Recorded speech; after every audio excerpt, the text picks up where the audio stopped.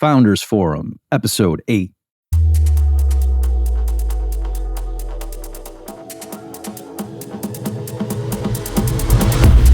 Open your mind to a new episode of the Founders Forum, the podcast championing a free economy, sound assets, and blockchain solutions. Each week, your hosts, entrepreneur Cole Snell and economist Bob Murphy, interview pioneers and free thinkers to help you develop into the architect of your future. Hey, everybody. Welcome back to another episode of the Founders Forum. Today, Cole and I are going to be speaking with Chris Naugle. Let me read to you from his official bio that he's got at his website, and then I'll give some commentary about what actually transpired in this conversation you're about to listen to. From pro-snowboarder to money mogul, Chris Naugle has dedicated his life to being America's #1 money mentor, with a core belief that success is built not by the resources you have, but by how resourceful you can be. His success and national acclaim have come in large part to what he's learned firsthand from seeking a better way to wealth creation and preservation than he learned growing up. Chris has built and owned 19 companies, with his businesses being featured in Forbes, ABC, House Hunters, and his very own HGTV pilot in 2018. He's currently founder of The Money School and money mentor for The Money Multiplier. His success also includes managing tens of millions of dollars in assets in the financial services and advisory industry and in real estate transactions. As an innovator and visionary in wealth building and real estate, he empowers entrepreneurs, business owners, and real estate investors with the knowledge of how money works. Chris is also a nationally recognized speaker, author, and podcast host. He's spoken to and taught over 10,000 Americans, delivering the financial knowledge that fuels lasting freedom. So Cole and I do touch with Chris on just about all aspects of that, including the HGTV pilot, which is an interesting story. With a lot of these things, there were like several different tangents that we could have gone down and spoken to him about for 90 minutes each, but obviously we kept it contained given the time constraints. But I think you'll find it a very interesting discussion with the very energetic and person who's lived a lot of life in a short span of time so far. Here's our conversation with Chris Naugle. Well, Chris, welcome to the Founders Forum. Hey, thank you for having me. It's quite an honor. So I think probably what a lot of our listeners and viewers want to know is, can you just explain, because you're sort of a man of many talents, that you're pro snowboarder and yet you also make pretty detailed financial videos on life insurance of all things. So can you just explain, how is it that you're both those guys? Oh, wow. Well, it's a long story. I mean, realistically, it started when I was a young boy and, came from a broken household, and my mom raised me. We didn't have money. So my mom taught me some unique things, but the one thing my mom taught me is to never, ever not dream. When I have these, every kid, my daughter, she's almost 3. I'm sure you all know this because you have kids, but they grab you by the pinky, and any more of a twist, they're going to break that thing off, or your thumb, and they drag you in. My daughter always says, "Play with me." And when I go in there and I watch her play, she's always dreaming, imagining, like just in this happy land. And when I think back to my childhood, I was in that land too. We all were, right? We were just anything we could dream, we could do. Well, as I got a little bit older, one of the dreams was I wanted to be a pro snowboarder. And everybody told me that there's no way you can do this. You live in Buffalo. You'd have to be in California, Utah, or somewhere else. And then I'll never forget that. And I started believing that. And then I remember the one day I had heard that there was these 2 pro riders coming to the local hill, Kissing Bridge. I'm actually going riding this afternoon at the same place. And I was just going, my God, there's going to be professional snowboarders in Buffalo. Now, I didn't know they were from Buffalo originally. They lived in California at the time. And I made sure I was there. And I sat in the park, kind of just hiding. And that they showed up. And I'm like, oh my gosh, starstruck, right? And I want the riding, and I'd follow them down and come back up. And then one guy stopped. And I was just behind him. And he probably knew that I was following him. And he said, "Hey, do you want to ride with us?" Now, at that moment, like something snapped in me. Something became real. And it was that dream that I'd been always thinking about that was kind of dying down, because everybody told me that you can't do this, that'll never happen. And now all of a sudden I'm face to face with a professional rider. And at this point I had learned that they were from Buffalo. So if they did it, why can't I? And that was how I did it. And I'll tell you, it wasn't easy. I'll never forget, I didn't have the money to just go travel like some of the other kids that I would say were lucky. That's what I called it back then. But I was the lucky one. because I didn't have the means to just have things handed to me. I didn't have the means to just go to California, Vermont, ride the big mountains and do all that stuff. But I had the desire. Every day after school, my mom in the winter would drive me to this little country club that we had in our town, Lockport. And the country club was in a ravine. And I had found out that, because we did sledding there, I found out that the sand traps made what I thought looked like a really great jump. Because it would go down, then you'd go down to the sand trap, and it just created this natural transition. So I started taking a shovel down there. I'd build jumps up, and because nobody knew where this was, nobody ever bothered them. So they stayed. And I'd go there after school and I'd hike that hill, practicing all the tricks I'd watched on those VHS tapes, all the tricks in the magazines. And I did this over and over again. And the only hard part was from school to when it got dark, I only had sometimes an hour. So I'd have to walk really fast up the hill and I'd get tired. And I remember one day, I'm like, I'm never going to get these tricks down in the winter that we had because they were short. So I went in my backyard, which we had about 2 acres, and I would go in the backyard and I'd run up and down the backyard in my snow gear to get in shape so that when I went to that ravine, I could get up the hill faster, get more tricks dialed in the limited time. And I know that's a long, drawn out story, but that's how I became a professional snowboarder. I literally did what everybody else was unwilling to do. And because of that, I went on to have a lot of success. And you take that mentality, that drive, that consistent, persistent action, and you can apply that to anything in your life. So for me, I eventually applied it to money, but it wasn't in the sense, I didn't just go from like snowboarder to all of a sudden now I'm like, America's #1 money mentor or whatever they call me these days. It actually was by accident. You see, I started a chain of snowboard shops. And I did that because mom, my one unconditional one, put her house on the line so that I could actually get an SBA-backed loan when I was 17 years old. Looking back, it was a really stupid thing for my mom to do, but she did it. And I love her for it. Hey, that goes back to what we were talking about, offline or actually online, I think it was, about her, really supporting me. So I was living in this fantasy world. It's the only word I can give it. I had my skateboard, snowboard shops, which were called Fat Man Board Shops. I was a professional rider. The only thing I could say is like, it's the closest I've ever come to living inside of a dream. And one day I'm driving to my brand new store. It was this boutique we opened up out in the ski country. And on the radio, I heard of a plane hitting a tower in New York City. And then another one. Now, if anyone can remember back to 9/11, like when it happened, we didn't know what was going on. I thought it was a little Cessna. I didn't know it was a commercial airliner. I didn't know it was a terrorist attack, and I didn't know what was next.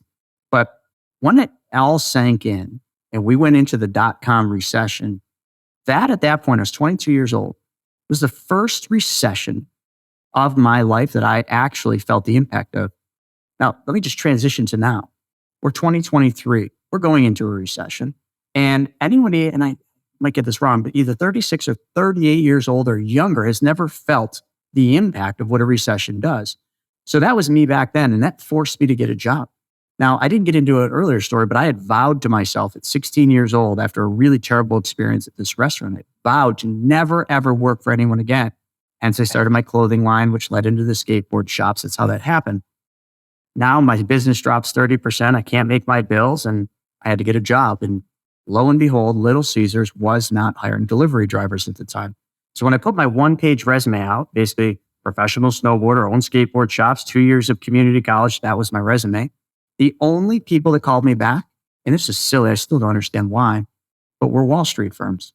I got 2 interviews with Wall Street firms, and I ended up, right there, out of necessity, I ended up becoming, at that time, it was an insurance agent, which then went to being a financial services professional, which then I got my Series 7 and all those fancy, stupid licenses to sell securities and be an investment advisor. And I did. And remember when I mentioned back to that snowboarding, my dream of doing that? Well, my goals changed. Because the first year in that business, I made $74,000. That was more money than I'd ever made in my life. And I remember how I did it. I sat in the bullpen, and anybody that's on here that's listening, that's a financial advisor, in the beginning, you're in that bullpen, you're dialing to connect the people in the big glass offices. And I watched that. And I remember intently saying, how do I have one of those offices? And they'd get there at 8:39.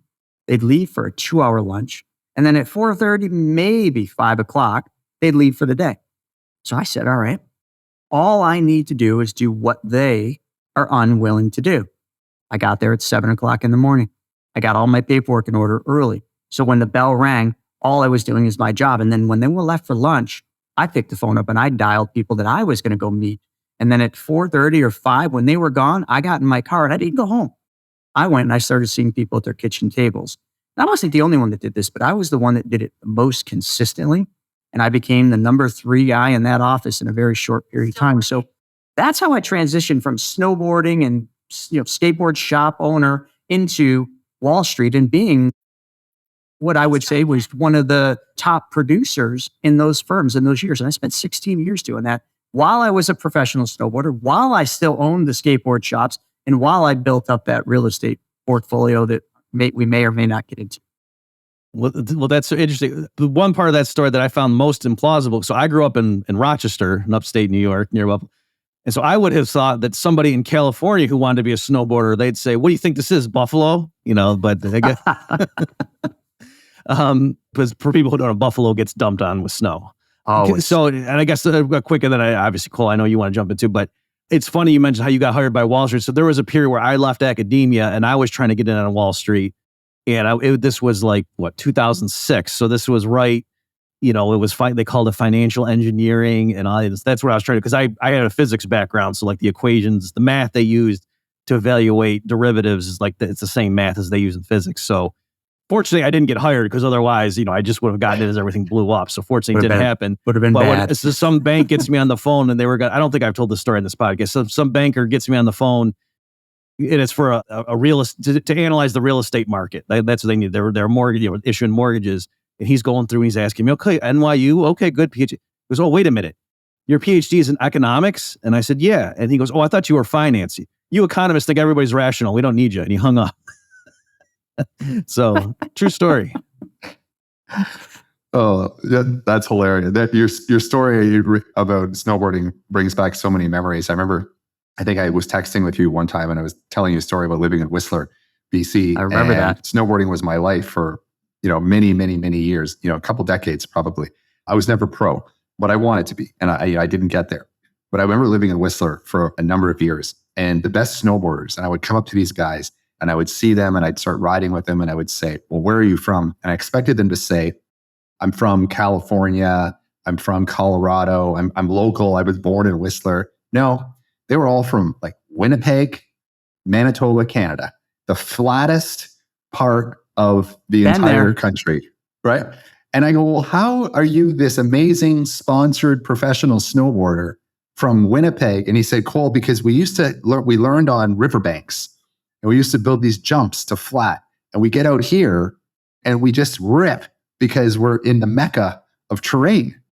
And it's such a silly, and that story has stuck with me. And for you to share your story of becoming pro and coming from Buffalo to, you think of financial companies all the time. But I was thinking about this yesterday. What are the names of these financial companies? They love to call themselves Apex, Summit, Pinnacle. These are mountaintops. And here you are from Buffalo. Here these guys were from Winnipeg, and they're at the apex. They're at the summit. They started at the bottom of the mountain. I love these stories. We can't hear enough about what this is. And then it's just about, placing that ability to climb into the financial industry. And I look around and I see these numbers and whatever they are, 200% of North Americans are $200 away or less from insolvency, or 50% of North Americans are basically broke, or they're insolvent, or they're 200, whatever that is. So is there a service component for you? Is your career, you obviously are widely successful in what you do. You're a public figure. You have a message. Is the service piece of it at this point, is that what drives you? It's just seeing other people kind of climb that mountain? It 100% is. Now, that's very different than how I thought and what I was taught when I was in the Wall Street world. And, as an advisor, I hate to say this, I know this isn't the norm, but the culture was make the most amount of money.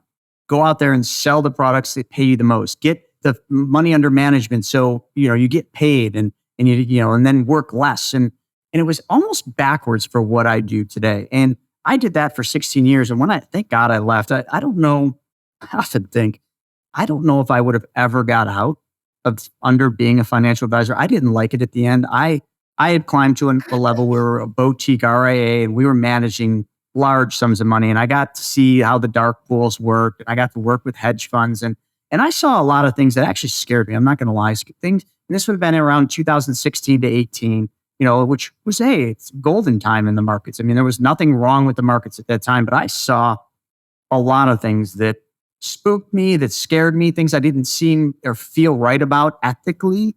And I remember when me and my wife ended up getting our show on HGTV, Risky Builders, we aired in 2018. And I went to my compliance officer who had already had a whole bunch of OBAs. And, for anybody, that isn't in the world, OBA stands for outside business activity. When you're an advisor and you got all the licenses, you're under a microscope from FINRA and also SEC and from your broker dealer. And they want to know everything you're doing outside of being an advisor. So you have to get OBAs. So I had a whole bunch of, because I had a lot of real estate dealings, multiple entities, and, my compliance officer knew me well. So I went to her and she knew I was working on this show. And I said, hey, I can't remember her name. Let's just pretend it was Lisa. Lisa, you're never going to believe it. We got the show. I was so excited. And I thought she was going to share in that. And she said, oh, wow, congratulations. I said, yeah, well, I need to get that OBA. And she literally says to me, she says, Chris, you have to decide whether you're going to be a financial advisor or you're going to be a TV show star, because I, in this position, cannot give you another OBA. So I'm sorry. At that time, I was kind of nervous because, listen, this is that burn the boats kind of mentality. I made great money and I didn't have to work all that hard because I had a lot of money under that management. So it was kind of not easy street, but it wasn't hard street. Let's just leave it at that. So when she told me that, I remember this guy, Mike, he was right next to me in an office. I walked into his office. I told him what was going on. I said, Mike, do you want to buy my practice? And I think I said it jokingly, but seriously, we've all done that, right? You say something to joke around just to test the waters. And then all of a sudden you actually mean it. And that was that moment. And he did. We struck a deal. I probably sold it to him under today's standards for way too small of an amount. But I got out from underneath it. And I remember it was kind of just like, I went in my office when we struck that deal. I packed it up and I never looked back at that world. I let my security licenses expire, which took 2 years. I literally felt like throwing a party when year 2 of my Series 7 came and I knew that it was gone forever and I have to go back through it, which I never would. But that set me free to do the show. And we did the show. And for any of you that have heard my stories or go on YouTube and listen to it, the show aired 6 times. It was right when Discovery bought HGTV. And the dreaded call came one night. I was driving home and they told us we weren't going to get to Sears. I had burned the boats. I didn't have really a backup plan. I had some things that were brewing, but like the show, and we had sponsors lined up. Lowe's was going to sponsor us. Horizon Trust was going to become a sponsor. I mean, these were pretty big dollar amounts. I mean, just before we even got the show, I was probably looking at $10,000 a month just for being a TV show star. And that call came in, and that was it. No more Lowe's, no more sponsorships, no more income. Dream dead. And in life, they always say when one door closes, another opens. But you let me know how you feel when that door slams in your face. You don't feel like another one's going to open, but it did. Mm-hmm. And that door opened. Not going to go into the long story, but the door opened to do what I do today. And what I do today is drastically different than what I did back then, because what I do today is just simple. It's teaching people how to take back control of their money. The opposite of what I did in Wall Street, which was telling people, give up control to me. Give me your money. Let me manage your money. Give it to me. I'll do it all. I'm smarter than you. Look at these algorithms. Look at these Morningstar reports. You can't read this, but I can. So I should manage. So now I teach people the opposite, because I learned over all those years and being in the real estate business and being around multimillionaires and even billionaires, they did everything the opposite of everything I did as an advisor. And I knew this. But I didn't know how to show people how to do this until the door shut.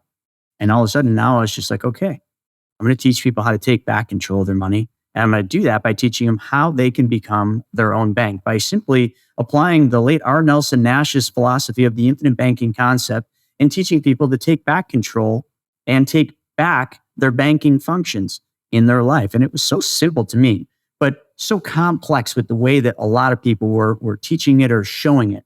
And I read his book. Gosh, I think the only person who's probably read it more are you, and then probably Brian Kessler. I read that book probably a dozen times.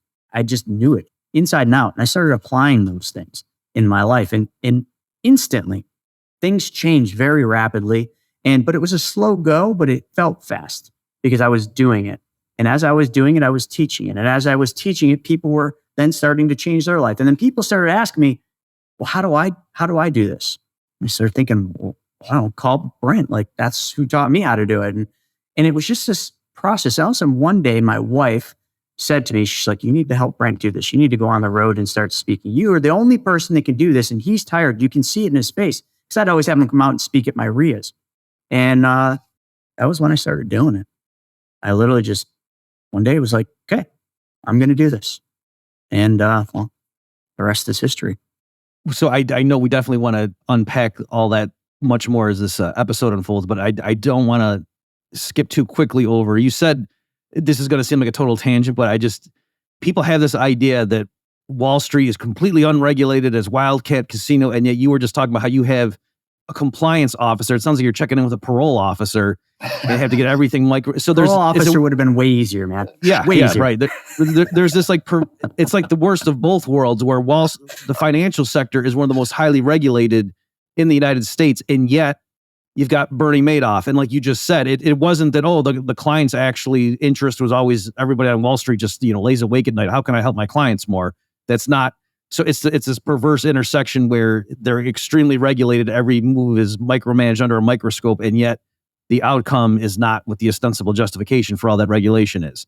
Is there? I mean, again, I know we nailed it, Bobby. Is there anything because I've been near Wall Street professionally, but I was never like in it, and I'm just wondering, like, do you have any?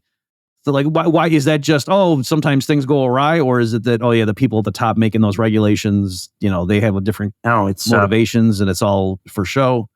I don't want to put words in your mouth. You got it. It's an incredibly highly regulated industry. You basically can't sneeze without explaining why you sneezed in a roundabout way. I mean, every trade's documented. Everything has to be done. All your marketing and advertising has to go through some type of compliance, and, got to check the box. So then a lot of people are like, well, then how is it that FTX happens and Bernie Madoff happens and this happens and that happens? Well, now we need to uncover a whole nother thing that you all know, but you all don't want to acknowledge. And that is, they know somebody that can keep them out of hot water. They pay somebody out. Bernie Madoff. I've read books on Bernie Madoff, because I could never understand, how did he do what he did? And I remember back when I was younger, hearing about this mastermind, this guy who just could do no wrong and bring people on the yacht, but you had to have X amount of dollars to ever be in that world. Well, it's because he was paying off all the people. That's all it was. Regulators were somewhat onto him, but just like you watched through in the movie, oh my God, why is it eluding me? About 2008. What was that movie? The Big Short? The Big Short, thank you. I mean, how did all that go just unnoticed? They paid off S&P and Standard & Poor's. They paid everybody. Well, that's what Bernie Madoff did. That's what FTX and Sam Bankman-Fried did. I mean, they just paid people. They knew the right people. They knew how to influence them. They brought them into this lavish lifestyle. And because of that, people looked the other way. Now, that's one side of it. And the other side is just simply fraud. I mean, there are bad people out there. I mean, make no two ways about it. Live in a world where it's full of rainbows and sunshine. Live in Buffalo, and you'll be really understanding that there's no sunshine, or Rochester. There are people out there that greed gets the best of them. And when you look at any Ponzi scheme or anyone that's doing this, I mean, it starts small. Usually they do one thing and they get away with it. They're like, oh, wow, I could do that. And they do it again and they do it again. And although I was never close to any, well, actually, I guess I kind of was, but not directly, related with anything. But, so for me, I lived in a very compliant world when I was an advisor, but I was with a very big, very compliant company. There's a lot of smaller brokerages, a lot of smaller banks that have advisors that are just out there kind of like, be like the wild, wild west. Like, give them a gun and, well, something bad's probably going to happen. Well, the gun is the Series 7 or the security license 65, 66, whichever one you want to pick on. And once they got the gun, well, it takes them learning how to use the gun the proper way and how to be safe with it. And unfortunately, the industry probably has a lot to learn about that, but the industry breeds greed. And that's the biggest problem, I think, is, there's so much money. And once you start seeing how it works and you understand it, that's where something happens. But you really got to put it into perspective. For the amount of Ponzi's and people that are performing fraud and stealing people's money, the amount of people doing the right thing and living in the compliant world, you just don't hear about the people doing it right. You only hear about the bad ones. And that, shame on the media and shame on society for only wanting to talk about the bad. But because bad news is what sells. I have to bring up on the Bernie Madoff thing. I forget the guy's name, but there was a private watchdog guy, and I can't remember his name either. I could go Google it, but I'm afraid if I move from this tab, I'm going to lose you guys. So but anyway, for the listeners who don't know, this private guy, he was analyzing the prospectus or whatever Madoff was putting out, the quarterly reports or whatever, and he was saying there's no way this is possible. He was writing to the SEC saying this has to be a Ponzi scheme. You should investigate it. Not only did they ignore that guy's warnings for years, Madoff was like on an ethics committee or something. In other words, like he was on a board of people to make sure that, Wall Street stayed reputable. So, I mean, it was just totally, and how he got caught too, it's because the crash happened and then his kids turned him in. And I think that was just because they decided as a family, like, I'll be the fall guy. You guys turned me in. So therefore, maybe it looks like you didn't know what I was doing, that kind of a deal. But it was only because of the meltdown that it fell apart. Otherwise, that thing would have kept going for years. It would still be around today. It would, because there would have just been new money coming in, and that's how a Ponzi survives. If it wasn't for the Great Recession, that absolutely would have you'd never know who Bernie Madoff is. I'm always amazed at how agile companies like Netflix are when things like FTX happened. And then next thing you know, the number one most viewed TV docuseries on Netflix is the Bernie Madoff story. Like days later, it's like, did Netflix just have this sitting there canned, waiting for something like FTX to happen? And they're like, okay, guys, go for it. Launch Bernie. Sam's coming. Like, I don't know. Look at the train derailment in Pennsylvania. You tell me how that one. I mean, I'm sorry, I don't mean to go down that rabbit hole, but you explain that one to me, and then we can have this Bernie Madoff and FTX discussion, because there's more to the story, I have to believe. Yeah, totally. I still blame the Knights Templar. That's where I'm just going to go. I'm going to go with that. I'll just go with the Knights Templar all the time. That's just my default. Are you born and bred in Buffalo? I'm born and raised in Buffalo. So yeah, I love it. The only reason I'm still here is because I'm all my mother has. So if I were to leave, I just take my daughter with me. I just don't know how my mom would fare with that. So yeah, and that's a plane anywhere in the world. Oh yeah, for sure. I mean, I love that. I mean, I love the reason you're there. I mean, that's so important. I think that's so special. I admire that so much. Thank you. I can relate to that to some degree. I had my parents this year out to Bahamas. I have a place there, I think, as you know, and I brought my parents out for a month and a half this year. It was great. It was a month and a half of like concentrated. I think it was funny because at the beginning of the month, of the time they were there, I'm 49. So I was 49.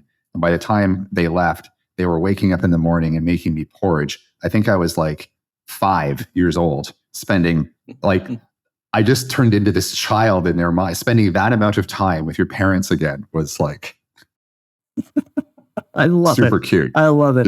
Yeah, that is awesome. No, I've contemplated moving many times. Matter of fact, many years ago, we were going to move to Florida, so much that, because we have offices in Florida as well. And we had rented the place. It was right by the offices. We started furnishing it. I'd been going back and forth. My mom was really upset. We had all the plans in place. And I'll never forget, I'm sitting out by my pool and my wife comes out, bawling her eyes out. And I'm like, oh my God, what's wrong? What's wrong? And she hands me a pregnancy test that said she was pregnant. Now, we had been trying, but unsuccessfully. And lo and behold, that was the moment. And right then and there, I knew. I was super excited, but I knew we're not leaving. There's no way we're leaving, because now we got another life that we've got to share with our families. And so that was a very expensive, almost move. Last night, I got to go and see a friend of Bob's speak at the Florida Panthers arena, of all things. His name's Jordan Peterson. Probably know who he is. I do. Yeah, Bob and him are acquaintances. And he was saying in his 3 hours, he spoke for 3 hours, he does these things. Yeah. He was saying that the number one thing we have to do as human beings is have kids. That was the message at the end of it. Have children. That's your responsibility. So it seems like you're managing that responsibility extremely well. I was a late bloomer. I mean, my daughter now is almost 3 and I'm 45. So if you do the math, you can see I got a late start to it. But, my previous life before Vivi came into it, was just one that I didn't ever think I was going to have kids, to be honest. As a pro snowboarder, Wall Street and all that stuff, I just didn't think that was going to fit in. But there came a time when I was making really good money and I was doing all this stuff and I was really hard. I've always been a hard worker. You sometimes in those quiet moments of your life, you sit back and you ask, what is all this for? Why do I work so hard? And I know have other people ask me that. And prior to Vivi, I truly couldn't answer that. Oh, I want this or oh, I want that. You know, the selfish answers that we all have probably come across in our lives. And there was that moment, you know, when Vivi came into the world where just like that, everything changes. So kind of to what he was talking about, you know, it's our duty to have children because we need a why. And that's the next generation. So now everything I do is not for me. Nothing I do is for me. It's all for her. And my biggest thing is, it falls right into what my TEDx talk, Rethink Money, a letter to my daughter talked about. I literally wrote a letter to my daughter and that was my TED talk. And it was teaching her essentially what the 6 laws of wealth are, but really I broke them down into parables and I told stories of my life and how that each one of those steps allowed me to get where I'm at. And I'm just going to try to teach her that life is about far more than things and money and fame. It's about how you serve others and what you do. And then at the end, the legacy, you know, a lot of people think, oh, legacy is the car in the garage you left. Oh, dad, you know, passed and I got the house. No one cares about that. It's how you made people feel. That's what they're going to talk about at your funeral.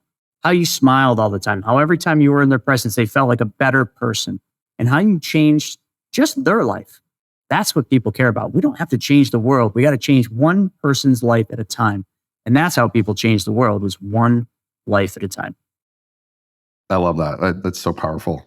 Guys, you opened a really interesting, I'm going to call it a can of worms. Maybe it's a can of unicorns that you opened up. When I first heard of infinite banking, and I say can of unicorns, because I thought when I first heard of cash value, whole life insurance, you can do what with it? It was like 5 or 6 years ago, and I had a business and I started, my financial advisor at the time, I really trusted him. So I started piling money in to these things. And he said, I'm like, it's too good to be true. Why are more people not doing it? And when the government catches, it was this guy named Rich. He's probably going to watch this. I won't say his last name. You probably know who you are, Rich. And I said, when the government catches onto your scheme, Rich, what's going to happen to my money when they shut your loophole down? And he said, Cole, you're a smart guy. I said, thank you. He said, you do it. He described opportunity cost to me.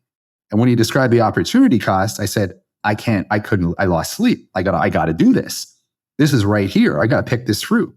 And it changed my life. And I went down the rabbit hole and I came out. I had 3 good questions. I got 3 better answers to those questions. And then my life changed. You know, and here we are today. What's kindled this meeting today is infinite banking. It's this financial strategy or concept backed by a product that's been around for whatever in North America, a couple 100 years. And here we are. I'll just let you guys riff on that. Both of you are experts. I mean, Bob is kind of, R. Nelson Nash wrote the book. Bob's written all the other ones. Let's put all it that the other way. ones. And all the other ones. And no disrespect to Nelson's book, Bob, Dr. Bob, your books are where I've learned most of my stuff. I did a video and it's got so many haters. And it's the video and, oh gosh, I'm going to forget the name of your book that you did. It's the very back of the book. And it was about how you can basically buy a car, you know, through the infinite banking concept, lease the car to your business, and then have your business pay you. And like, to me, when I read that, a light bulb just went up. I'm like, that's brilliant. So simple. I mean, there's the infinite banking concept. People want to make it some magical thing. Like you mentioned, unicorns, like they want to make it this big fancy thing. It is so logical and so simple that that's why you confuse it. There is nothing hard about the infinite banking concept at all. The hardest thing is when people hear about it, their minds, and all of us are programmed this way, go right to the whole life. Oh, it's whole life. They say the infinite banking concept is whole life. Whole life is the infinite banking concept. You are wrong. The infinite banking concept is a process. That's all it is. It's a process. It's how you use your money. It's what you do with your money. The stupid whole life, and I refer to that, and it's not stupid at all, but I always say that because that's just how people think about it. The whole life is nothing more than the machine we run money through. Why? Well, because if you do the math, and if you actually look at it, it is the best place to run your money through. It's the best place to store your wealth, because where else are you going to put it? You're going to put it in somebody else's bank? The bank has got us all fooled. We give up our control of our money to the bank. The bank then goes out and makes our money go to work for them. They pay us 1, they charge 5. They make a spread. Okay, as long as you understand how a bank makes money, now you just flip that tide. And now all of a sudden, by changing just one thing, and that's where the money goes, put it into this specially designed and engineered whole life. That people always miss that. We say it all the time, specially designed and engineered whole life. We don't say whole life and then refer to the whole life that our brother-in-law tried to sell us, or the one I used to do when I was an advisor to make the big commission. It is specially designed and engineered. And then we put the money in there. Why? Well, because logically, if you understood what whole life or what permanent life insurance is and how it works and why it does what it does, you can go all the way back to the tax code and understand why the tax code was written the way it was as it applies to whole life. You start to understand the whole picture of why this has been something that the wealthy have used forever, and we have been taught not to use it. Banks are the number one purchasers of whole life in the world, BOLI, B-O-L-I, but yet banks don't sell whole life to their clients. Like their advisors don't usually sell whole life. They sell what I was taught to sell, term insurance. Buy term and invest the difference. Oh my gosh, why would you ever put money in a whole life? Maybe we'll do a $10,000 whole life to make sure that when you die, that burial's paid for. You're like, we'll do that, but put the rest in this term. And then give me the difference and I'll invest it. I'm only going to charge you today only, special 1.25%. But anyway, it's just such a simple concept. And, I don't want to take anything away from Dr. Murphy, but like he wrote the books on this. I just studied the books more than maybe some. And I then applied what he taught and what R. Nelson Nash taught. And I just took it and put it into real life scenarios that I was using. I was in real estate. So I'm like, hey, there's not a lot of people talking about using this in real estate. So I pencil it out and I used it. And I'm like, whoa, that was cool. And then when I stopped buying real estate and I started lending on real estate, I'm like, that's what banks do. Whoa, let's instead of lending from my bank account, let's lend from my policies and then take the money back and just take the interest I earned and put it back into my policy as loan repayments. Magically, if there's no magic about it, mathematically, that's really what it is. I started building wealth, and that wealth started building itself because my money was working for me instead of me working for it. And that's the beauty. The machine, the whole life, allows us to earn compound interest, but on an uninterrupted basis. So we can make interest and dividends on money that we actually get to use to go out and make money a second time. And as long as you follow the simple rules, and that is don't steal from your bank or don't steal the peas, as R. Nelson Nash would say. If we just do that, we just treat our money the same way we would treat the bank's money. This system is about as bulletproof as anything out there you can ever use. But yet people want to sit there and say, oh, that's a scam. Oh, that isn't real. Oh, there's no way it works that way. Really? Because it does. It works that way and always has. Hmm. Well said. I didn't want to interrupt your flow there, but I do want to. So I wrote books, but I had a co-author, Carlos Lara. So I just want to acknowledge that he's the one who introduced me to this stuff.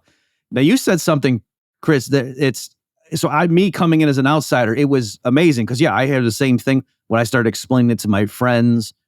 Like that was I've always heard a whole life was a terrible investment or a terrible place to put your money. That was right out of the gate. Dave Ramsey, of course, for American listeners know that it's, he just will openly mock it. And yet you go investigate the history in the 1980s. For people who don't know, the Congress, had hearings and changed the tax code. It was after the 86 crash, real estate meltdown in 87. And then they amended the tax code because too many wealthy people were stuffing money into these policies. And they had to change the rules so that you had to spread the money out over time. So it was just, even early on, I was wondering if this is such a dumb thing to do, how come Congress had to put the brakes on because too many rich people were doing it? That doesn't make any sense. And like you were saying, everyone knows about, well, not everyone, but people know about BOLI. And so again, it seems kind of funny that, okay, so rich people and big banks do this, but it's really stupid. Don't do it. Only rubes fall for this. That doesn't compute. Well, it makes perfect sense though. Let's take that one layer deep. Now, if you really were to uncover why that is, it becomes very crystal clear as to why most people that hear this don't understand why they've never heard about this before. They're like, that makes so much sense. My God, why haven't I heard this? Oh, it must be a scam. That's the first thing their mind says. But let's actually talk about the real 800-pound gorilla in the room. So why is it that insurance companies don't hold this high and up on the pedestal? Why is it that agents aren't taught about this? Why is it that me as an advisor for 16 years was never once, not once, even remotely shown how this infinite banking concept could work and how we could redesign the whole life structure so that it worked for this concept.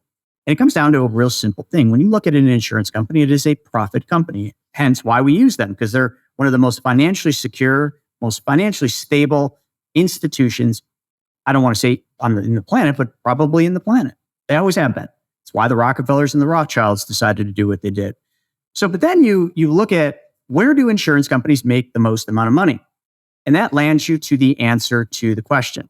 Term insurance. Why? Because out of every term policy written, if you really look at them, the insurance company pays out less than 2% of all the death benefits. So that would be like saying, I've got a product that I can sell, I can get paid for, and I never have to fulfill on that product maybe 2% or less of the time. Which product, if you owned that company that had that product, which product would you teach your salespeople to sell? Which product would you market and advertise? What product would you put the most emphasis on and come up with fancy sales techniques to sell that product? Well, if I were a business owner, which I am, I would absolutely find all the ways to sell term insurance because I got no risk. I got less than 2% risk for doing this, and I got 98+% to gain. Heck, I mean, I hate to say it. If I was a life insurance company, I don't think I'd sell whole life.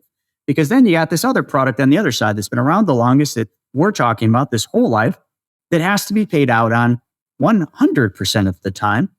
And all we need to do, or all that has to happen for that product to have to actually be fulfilled on by the insurance companies, we have to die. And guess what, folks? There's two certains in life, death and taxes. So we're all going to go to a better place. I always call it graduate. So now you got these two products. The one is the most profitable. The one makes you money, but it makes you money over the long haul. Now you can start to see why all you've ever heard is buy term, invest the difference. Then when you take it one step further and you look at the specially designed whole life that we do that requires us to design it so that our compensation, our commission, as Dave Ramsey said, the only person making money on those whole lives is that Asian getting that big old commission. Proves Dave Ramsey, and you can watch my videos on him, does not have a clue how this works. He doesn't even understand the infinite banking concept, and he doesn't understand the insurance companies we use, because in his video saying infinite banking is a scam, he said Prudential is a mutually owned company. I was just like, if anyone didn't just hear that, let me rewind and replay that and rewind and replay that. Anyway, we'll get off that one. So that's why it is the way it is. Like, what advisor out there wants to take a 60 to 90% cut in their commissions just so that their client has 60 to 90% more money? I'll answer that. None. There's not an advisor out there that I know that I could go to and say, hey, listen, I want you to be a good person. And I want you to do something that you'll be remembered for, that all your clients will love you for. And it's so simple. Do you want to know what it is, Mr. Advisor? And the advisor's like, oh my God, yeah, like, I need this. Great. All you need to do is take 60 to 90% less commission on the products you sell. And your clients will have 60 to 90% more money. What do you say, buddy? Well, you know, I could do that. I couldn't afford my house and my car. And they're right. And I'm not faulting them for that. But like, when you ask why you haven't heard about this, that's why. So to do this, you have to then put the people first. You have to put other people's needs and goals first. You have to solve their problem first, not yours, theirs. And you have to believe in and understand scale. And that's the only way it works. And turn it over to you, doctors. Well, it's funny. It's because I was thinking of it as the words were coming out of my mouth saying that. I mean, so it's weird, Chris. You've got rich people and big banks doing it, and yet the common man's being told, oh, this isn't for you. Don't worry, it's dumb. So I was thinking Cole was going to say it was the Knights Templar, because it sounds like how they do it, you know, just. Yeah, it was. They all had policies. Right. But I mean, obviously, folks who don't literally mean lights, but it is true. Like, as the words were coming out of my mouth, obviously I was saying it somewhat tongue in cheek to set you up to answer, but I was realizing, like, actually, that's not surprising at all, that there's this thing that the insiders know about, and it would be convenient if Joe Schmo doesn't really know about this, so what ways could they do? And again, I'm not saying Dave Ramsey's getting paid or something off, but well, he is making money off of term policies. Yeah. With this things there, but I'm not saying Dave Ramsey knows that what he's saying is bad, but yeah, that same video you're talking about, I had a response to that too. Among other things, folks, Ramsey was trying to make it sound like, they're calling a return of premium, so they're just giving you your own money back. And so I pointed out, well, then how is it possible that at some point in the life of the policy, you've gotten more in dividends than you paid in. Like that's, or he could use the same argument. I bought into a mutual fund and, they're just giving me my own money back, right? They're just taking our money. So where else could money come from? It was like 6th grade level stuff of his critique of IBC. So anyway. That's hilarious, and I remember him saying that. And I remember all the comments. Oh, they're just paying you your money back. It's just a return of premium. And me, I'm either dumber than they are, or maybe I know something they don't know. I'm like, holy crap, that's brilliant. Because if they're just giving you your basis back, then under IRS code, there's no taxes on that. And it's really the same thing. See, if I got a stock company that's a publicly traded company, when they pay me my dividend, they're paying me out of profits, quote unquote. So that's now taxable to me. So now I got to pay tax on it. Tax-free versus taxed. And they're both identically the exact same thing at the end of the day. Like, Bob, you nailed it. I love it. It's all this perception. Totally. When I hear you guys talking about this kind of stuff, I love to bring up, and I bring this up almost in every episode and as many people as I can. I would love to hear where both of you stand on this, because you kind of both come from a different perspective on this. I mean, Bob, being an economist, has a very obvious economic approach to what we call infinite banking or whole life insurance. Chris, coming from the traditional Wall Street financial and then now being a public figure. Bob's also a public figure, so you have that together. Coming from different perspectives on the same thing. And then today, when you go to Google Trends and you search infinite banking, you filter it for the entire world. You go back to 2014, it would have been, when they started tracking all this SEO, to present today. And you see a 250 to a 300% spike on people around the world searching whole life insurance and infinite banking. What does this mean? My original finding and concern was when the government catches on to this and everyone starts doing it, what does that look like? Should people be piling into this? The ship has sailed. It has left the dock. And it's because of the work that Bob, you've done, and Chris, you've done to make this more of a popular solution for people. What's the future? I'd be really interested to hear what both of you have to say about that. It's a great topic, and it's one that scares me quite a bit. I'm not going to lie. I'm not an economist, but kind of like Dr. Murphy, I study economics like a nerd. I might not look like I do, but I read every white paper. I read all Dalio's stuff. I read every economist white paper I can get my hands on. And sometimes I fall asleep reading it, but that just comes with the course. So when I look at that, and sometimes I kind of look at myself in the mirror, I say, you're responsible partly for some of this. But really, when you really just look at the cycles and you look at the economic pattern, the market patterns and really the economics of the whole thing, it makes perfect sense as to why the searches have skyrocketed on whole life and the infinite banking concept. Number one, social media has given us a platform to kind of get the word out to more people, but really it comes down to simple, basic fundamentals. Wall Street is failing people. Wall Street is failing families. And the biggest thing you've got going here, which I'd never seen in my life, is you've got the longest bull run in history. So you literally have a generation, an entire generation, maybe even a generation and a half, that have known nothing other than up. That's all they've seen. They have ridden this cycle up, and they've really, no matter where they put their money in a roundabout way, it went up. They put their money in real estate, it went up. They put their money in crypto until recently, it went up. They put their money in the S&P, the indexes, God, I hate that word. And they went up. And now all of a sudden, for the first time in these people's pretty much their working lives, or their lives where they would associate money to it, that whole belief system is crumbling in front of them. So then all of a sudden they see a video where the word guarantee is used. And I never used to be able to use that word. That was like a swear word in Wall Street. But now we can use guaranteed, we can use contractual. And we show people not so much this magic thing that's hypothetical. I don't understand the IUL thing, how that's gotten where it is, but we won't go there today. But you got this world that they've lived in, which is hypothetical, that is now crashing down in front of them. And then you got this other world where, yes, it's a boring world, but the line goes only one place, and that is up. It's a slow line up, but it gets faster and faster because of compounding. And then people start saying, wait a second, this seems to make sense. But they say that this is a scam, this doesn't work. And now all of a sudden, people are starting to be able, through social media, to actually do their own due diligence and see this isn't a scam. It's been around forever. And this is why I haven't heard about it. And you start laying out the factual truths about it, and people start making their own conclusion that, holy crap, I wish I would have started this sooner. And that's the biggest thing we hear with our clients. We got about 7,000 of them. So it's a pretty strong basis to go off of. But we're really just in an economic cycle now that's really pro the infinite banking concept. And not just the infinite banking concept, but pro whole life. Dr. Murphy was mentioning the 1980s, another era that was incredibly popular for whole life.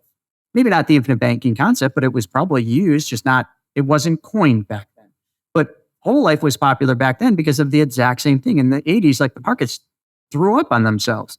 So of course, money was flowing to the safe place. It's always going to flow to the safe place. Money will always, in hard times like we're going into, find the safe path. It always does.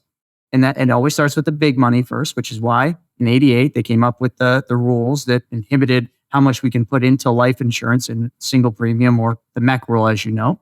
And today, here we are. It's another cycle where now this product is becoming popular. And the only fear I have is people are coming into it and they're excited about it, but then they want to start selling it. And they want to sell it for one reason. They think they're making a lot of money.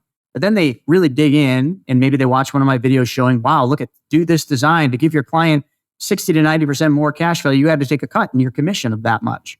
And they're like, oh, I don't think I can do that. So then they try to find hybrids or alternatives where, how can I have my ice cream and eat it too?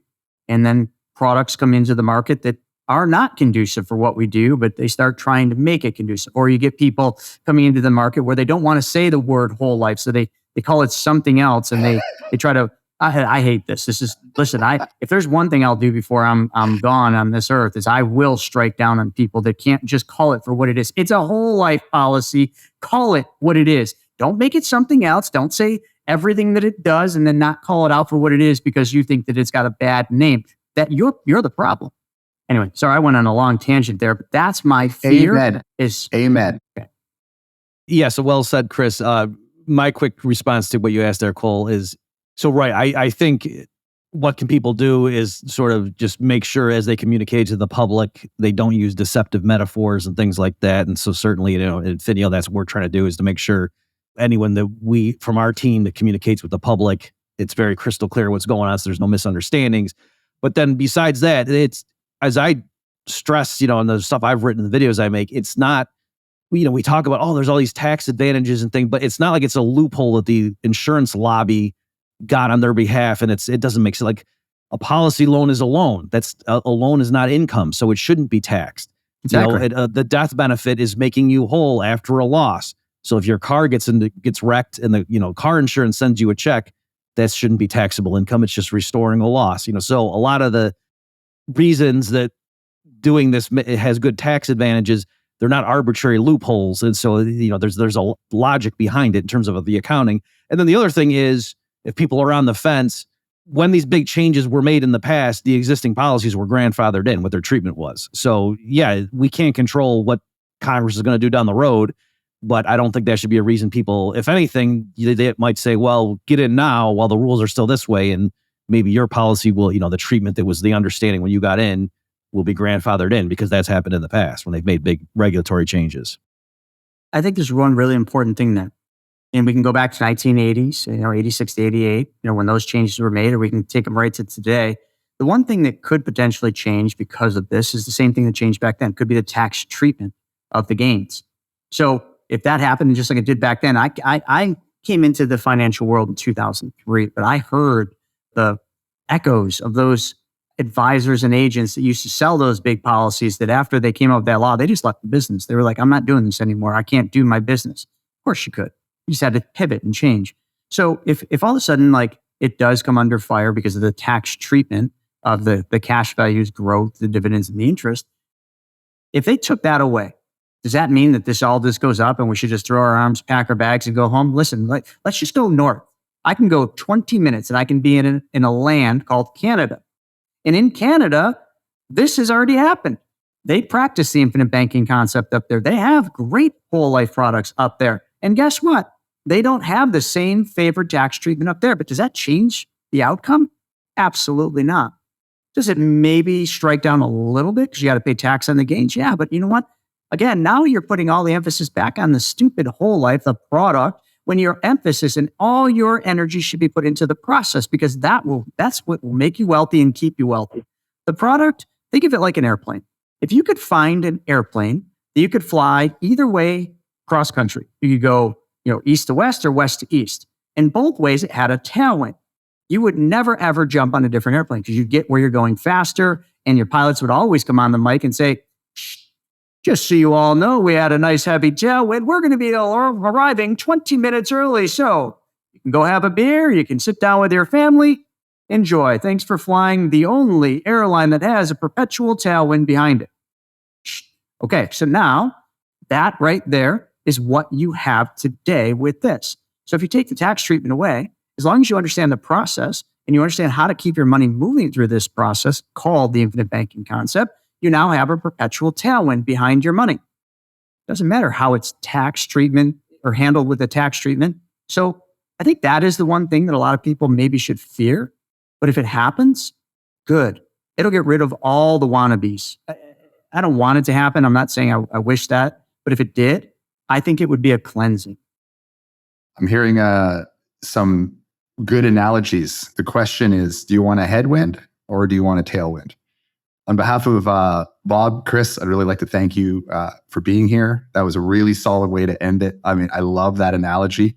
We appreciate you. We appreciate the hard work that you're doing and spreading the message. We want to build around you. And, we're just so grateful and feel so blessed that, someone has the following that you do on social media around the world, because people need to hear not just the tailwind message, but your message, your story, where you came from and how you got there, because it's a huge inspiration to families, to founders. So again, on behalf of Bob and I would like to really appreciate you for being here and thank you very much. It was really my honor and my privilege. And Dr. Murphy, keep doing what you're doing and thank you for all that you've done. This concludes another episode of the Founders Forum. The information provided is for educational purposes and does not constitute financial advice. Consult with qualified professionals before making any financial or investment decisions. For more information on the hosts and for previous episodes, visit foundersforum.io. Thanks for listening.